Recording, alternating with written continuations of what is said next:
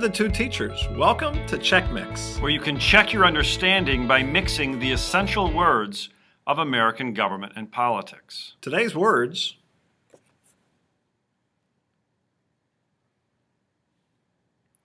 efficacy. Efficacy is one of those stuffy political science words, but this one's really important. Efficacy is that feeling that you and I have as citizens that our government is responsive to our wishes.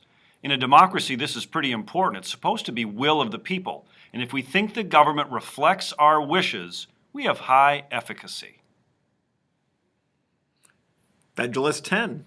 Fed 10, part of the Federalist Papers. This one was written by James Madison, advocating for the ratification of the Constitution. Federalist 10 is really about factions, which are part of human nature. But Madison says even though factions can be divisive, a large republic can help control the ill effects of factions. How do they mix? Well, Andy, this is just another classic example of how from the very beginning efficacy becomes a central problem to any democracy. How do you make sure the people who are governed feel that they still have the consent of the governed? This is efficacy. And James Madison addresses this right from the start in the Federalist Papers, including Federalist 10. And it's really about the efficacy of minorities. We know that in any democracy, the majority is going to get its way.